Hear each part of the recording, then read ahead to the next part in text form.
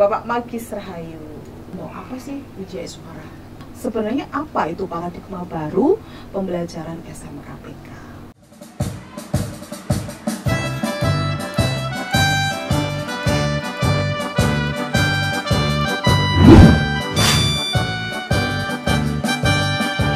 Oke, berjumpa kembali Sobat Saska dengan Miss Tina. Setelah kita beberapa pekan ini tidak bertemu, tidak melakukan produksi podcast, kesempatan kali ini Miss Tina membawa seorang tamu,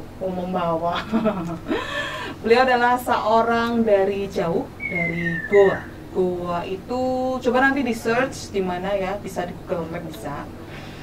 Dan kali ini seseorang akan berbincang dengan kita tentang sesuatu yang mungkin berbeda dari pembahasan kita sebelumnya. So, mari kita lebih dalam mengenal dan membahas tentang sesuatu ini.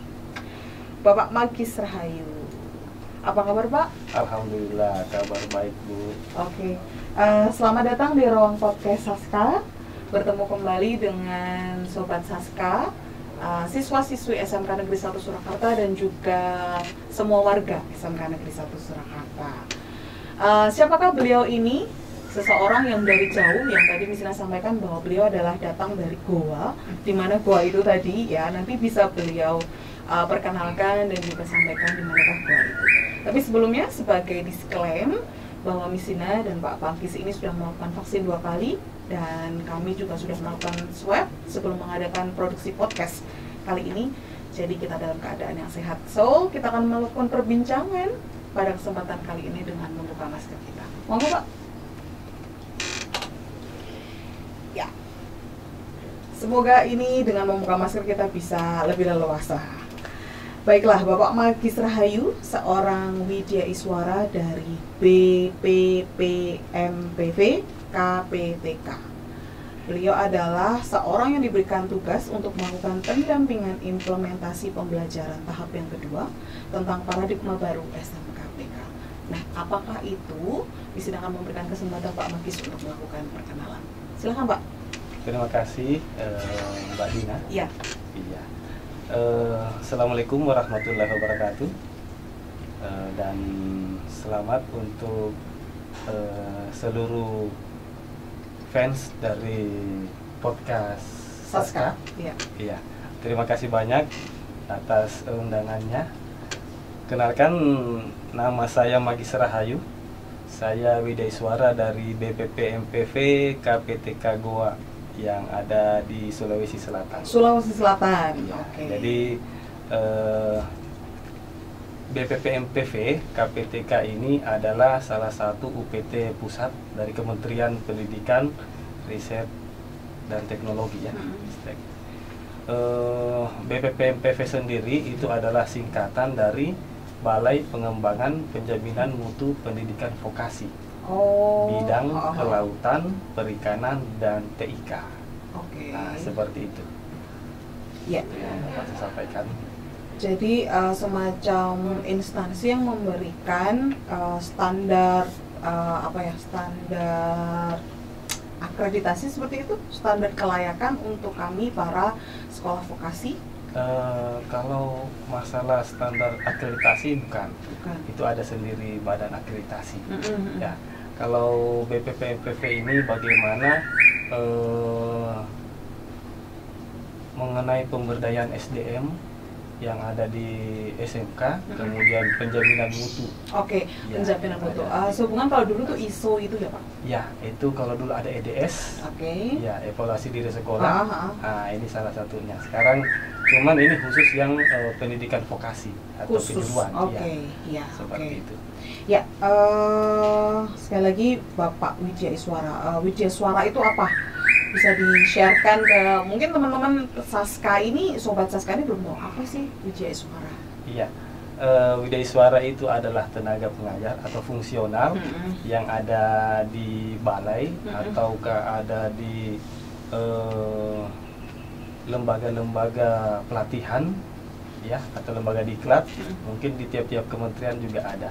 Oke. Nah, seperti itu. Hampir sama dengan guru, cuman guru itu skupnya langsung menuju ke mengajar ke siswa di sekolah. Tapi kalau Widya Iswara itu pengajar yang ternaungi dalam lembaga atau instansi seperti itu ya Pak ya? Ya, jadi Widya Iswara itu untuk melatih PNS dan non PNS, baik itu guru atau tenaga kependidikan. Nah, seperti itu salah satunya. Ya, oke. Ya. Jadi gitu ya, Sobat Saska, bahwa Widya Iswara itu juga tenaga pengajar, tapi skupnya yang diajar itu berbeda. Oke, langsung saja Pak Magis, karena Pak Magis kesini dalam rangka pendampingan, tugas pendampingan implementasi pembelajaran tahap yang kedua tentang paradigma baru SMKPK. Nah, tentunya pertanyaan pertama yang akan kita sampaikan adalah sebenarnya apa itu paradigma baru pembelajaran SMKPK? Silakan. Iya, terima kasih. Ini sebenarnya pertanyaan yang sangat bagus sekali dan sudah sering kita dengar yang namanya paradigma baru pembelajaran SMKPK. Ya, jadi pemerintah ini memang sangat menaruh perhatian yang sangat besar terhadap pendidikan ya.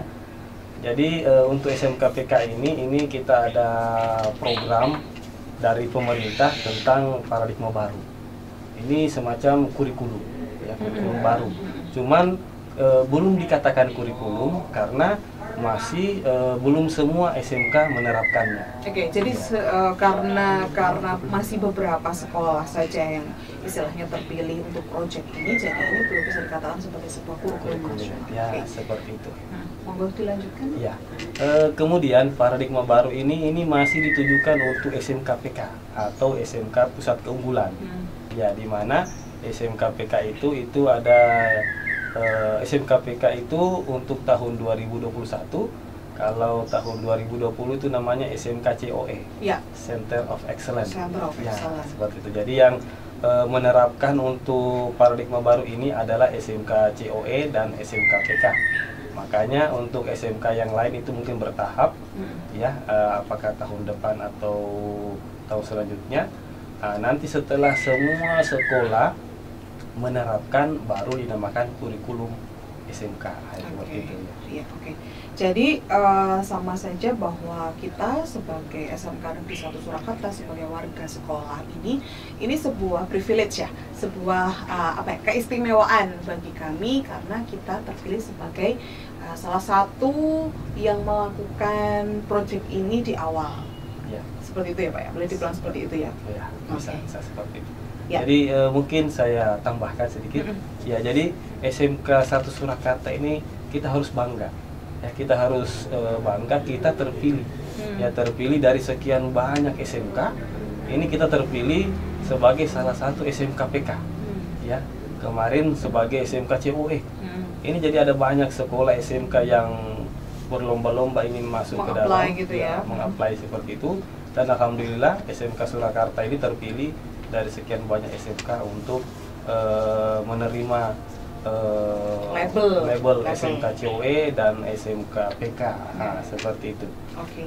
Ya, jadi Sobat Saska mestinya menjadi sebuah kebanggaan buat kita semua, nggak cuma bagi Misina, tapi juga terlebih buat anak-anak, siswa-siswi, buat semua warga SMA Negeri 1 Surakarta, karena seperti yang Pak Magis sampaikan tadi bahwa kita itu mendapatkan sebuah label itu tuh tidak mudah karena banyak sekolah yang meng-apply tapi kita yang terpilih. Jadi seperti itu. Oke, tadi sudah disampaikan bahwa ini adalah sebuah paradigma baru. Kemudian pertanyaan berikutnya Pak Magis, apa perbedaan dari kurikulum 2013 revisi, kurikulum yang sebelum ini? Itu apakah ada perbedaan yang mencolok, bisa disampaikan Pak? Ya, bisa saya mundur kembali sedikit menjelaskan ya. Jadi teman-teman sahabat Saska, Sobat Saska,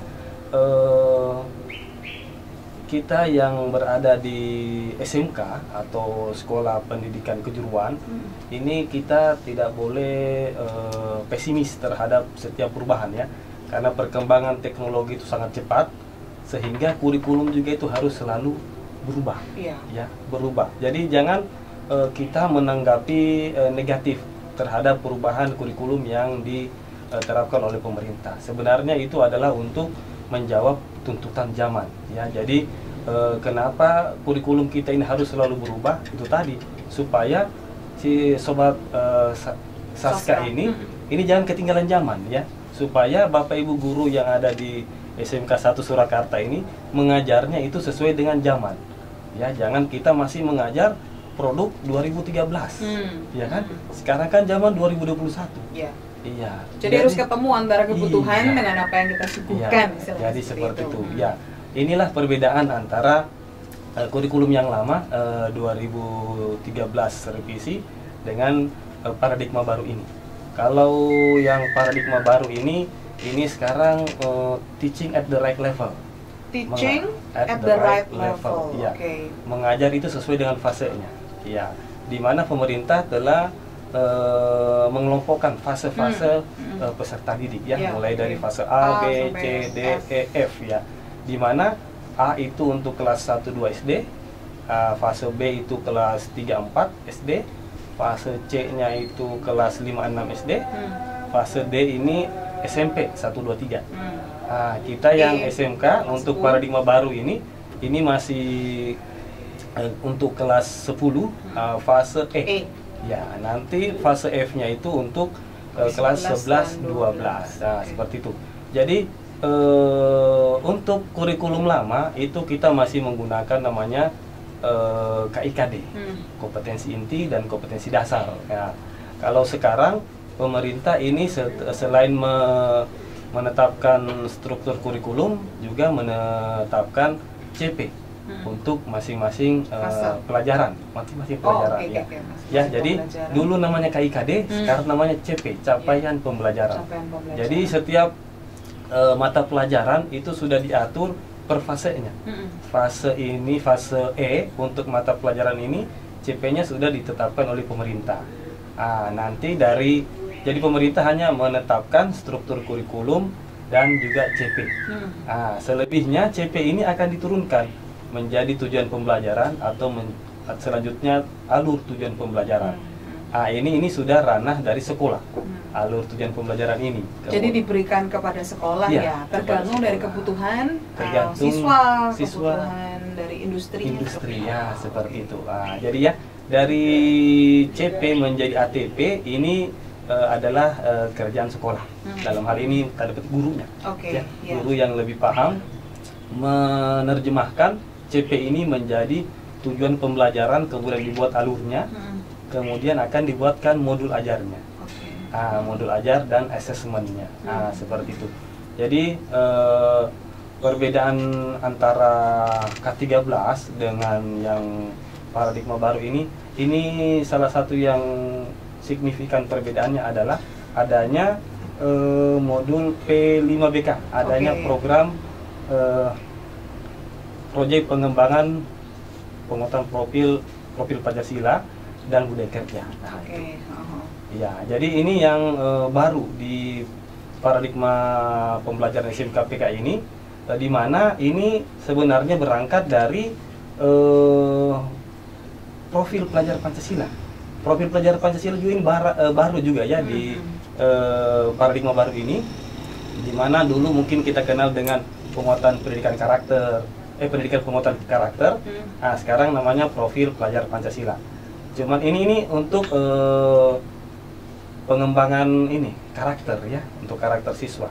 Cuman karena karakter ini tidak bisa hanya diajarkan lewat teori, makanya ini harus diterapkan atau diterapkan dalam kehidupan sehari-hari, sehingga dibuatlah proyek penguatan profil pelajar Pancasila dan budaya kerja atau P5BK, seperti itu. Jadi paradigma baru ini ada disiapkan satu sekelompok jam khusus untuk proyek tersebut, ya, proyek P5BK itu salah sekian yang berbeda dari kurikulum yang lama, seperti itu, Mbak. Ya, jadi Pak Magis, boleh saya simpulkan bahwa sesuatu yang berbeda dari paradigma baru ini ada 2 poin, ya.